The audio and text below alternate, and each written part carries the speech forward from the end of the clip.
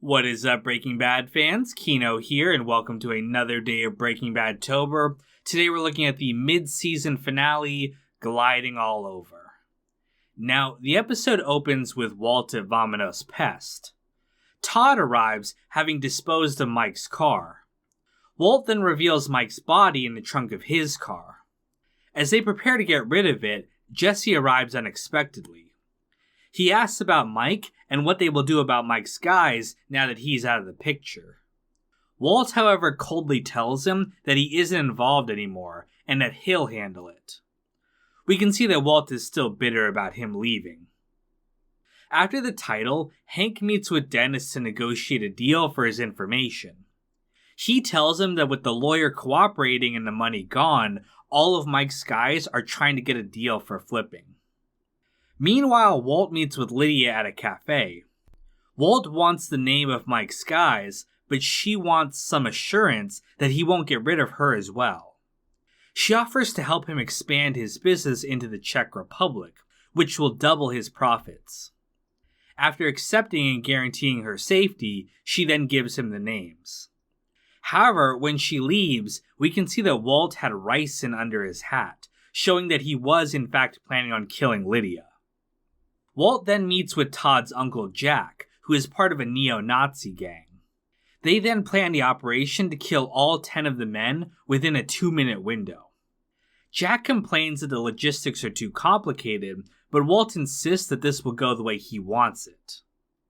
The next day, we get a montage of the assassinations, set to Pick Yourself Up by Nat King Cole. After the 2 minutes, all the witnesses are dead, leaving Walt safe. Later, Walt is visiting Holly at the Schrader residence. Hank arrives, feeling depressed about the prison murders.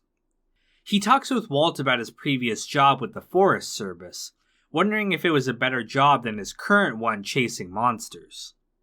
Walt, taking offense at being called that, ignores Hank's meaning.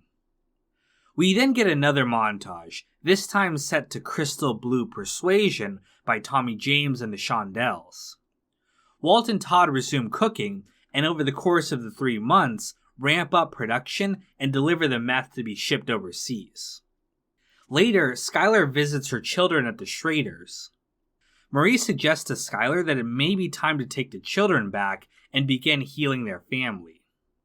Later that night, Skyler tells Walt to take a drive with her. She shows him a storage unit that she's rented to store all of their money.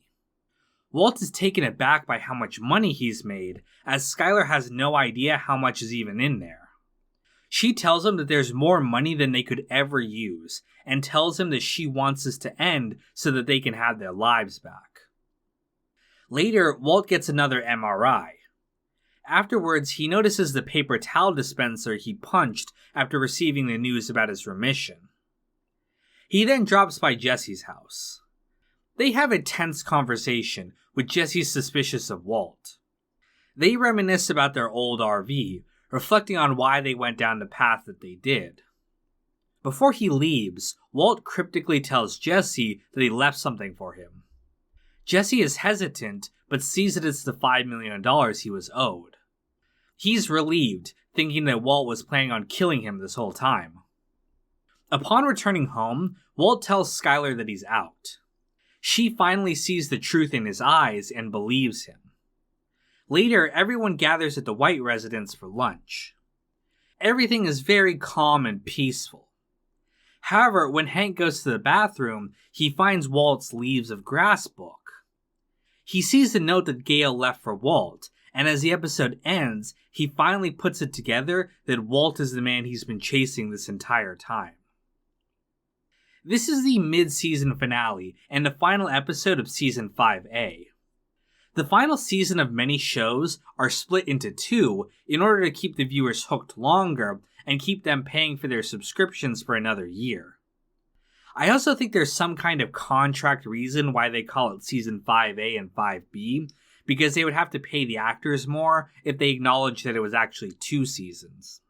The same thing happened with The Sopranos' final season as well. The title of the episode comes from one of Walt Whitman's poems in Leaves of Grass, which is of course featured prominently in this episode.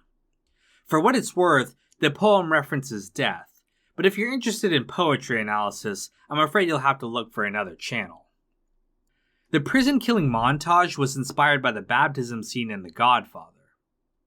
When planning the murders, Jack says that whacking Osama bin Laden wasn't as difficult. This is an error, as this episode takes place in 2009 and bin Laden wasn't killed until 2011. Vince Gilligan has also gone on record and stated that this was a mistake. Finally, there are several connections to previous episodes in this one. In the beginning, Walt is watching a fly in the office, which might also be symbolic over his guilt for killing Mike. The painting in the motel that Walt says he's seen before is from the episode Bit by a Dead Bee. The paper towel dispenser he destroyed at the end of 4 Days Out is also featured in this episode. Lydia says that we're going to make a lot of money together, the same line that Tuco said to Walt in a no rough stuff type deal. Walt tells Lydia, learn to take yes for an answer, which is what Mike told him in 38 Snub. It might also be another example of Walt taking traits from the people that he's killed. Walt asks Jesse who's we, the same line that Jane told Jesse in Over. Skylar asks Walt to take a drive with her to see the cache, the same way that Gus asked Walt to take a drive with him to see the super lab. Finally, the last scene of the episode is reminiscent of the black and white flash forward scenes in the second season. And that's pretty much everything I have to say about the episode. Thank you guys so much for watching, and stay tuned for another day of Breaking Bad-tober coming soon. Walt is looking kinda sus lately. Russell, Sean, Heart of Markness, Logan, Clean, John Reyna, Jesse Sterling, Andrew Stewart, Obs Racing Media, Daz J. Kid, Conan Higgins, Sam Cedarlin, Don Lucania, Celery Man, Jenna Marie Johnson, Brad Smith Studios, and Uncle Mike.